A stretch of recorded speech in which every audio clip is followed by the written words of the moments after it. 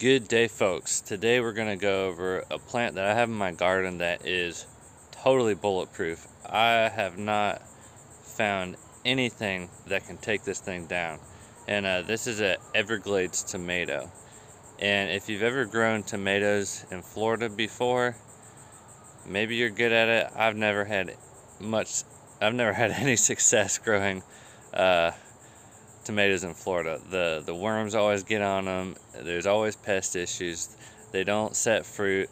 It's always something that goes wrong. And even if I start to get some green fruit, it ends up getting full of holes, and I never am able to harvest a nice, plump, juicy, ripe on the vine tomato. And this is really frustrating because those are the most delicious tomatoes. But today I've got a variety in my garden that is pumping out tomatoes every single day. Zero pest issues, zero environmental issues. It's been blazing hot, and this tomato plant is not even blinking an eye. It's amazing. So let's go check it out. Alright, so this is my Everglades tomato plant, and this is just one, but there's two other smaller ones in amongst the chaos. So as you can see, putting on lots of flowers, lots of blooms, and then it's also setting a ton of fruit. It seems like every little cluster's got some fruit on it, and there's just clusters all throughout this vine. And the vine goes all the way over here into some of this corn, and those are just really delicious little tomatoes. This one's perfectly ripe right there. I'm gonna go ahead and eat that. And I've just had no issues. You can see on the leaves there's a little bit of damage, but when you come up to this new growth, it's just absolutely vigorous, and nothing's stopping this thing. And when it gets hot and dry, this tomato vine just doesn't show any signs of stress or anything like that. And so it's just been an awesome plant to have, very easy to grow. In fact, it's getting somewhat invasive, because over here you can see I've got an okra plant. It's just taking it over.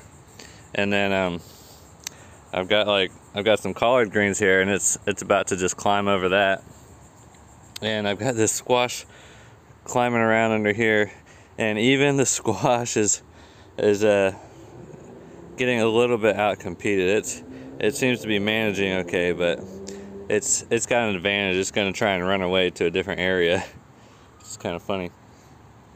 But this plant has just been awesome.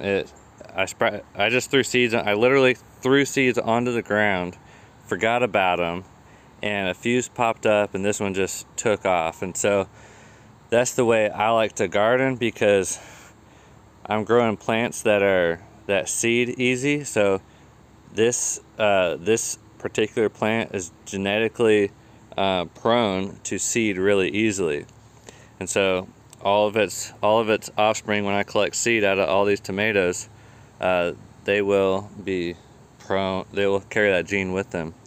And then also I apply, the stun method, sheer total utter neglect.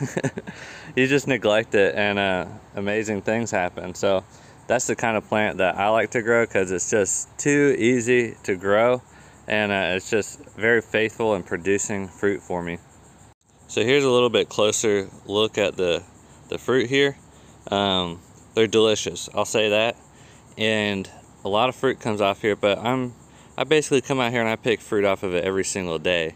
Usually right now it's a couple, but as the plant gets bigger and it sets more fruit, I'm gonna start getting like a little cupful or whatever each day. And so I think this thing is just getting started. And these little cherry tomatoes are just very delicious. Solid plant. I'd rather plant this than a beefsteak tomato that I have to struggle and baby to get to produce anything, because these cherry tomatoes are just very enjoyable, and I usually just eat them while I'm in the garden, and I'll come over here and just kind of forage off of it. So I just want to share that plant with you, because anytime I'm having success, I want to show you where I'm having success so you can replicate it, so you don't got to deal with trying to grow stuff that just doesn't want to grow. Because at the end of the day, it's way easier to grow something that's easy to grow, that wants to grow. You don't want to grow something that doesn't want to grow. That just doesn't make sense. And so different stuff does really well in different environments.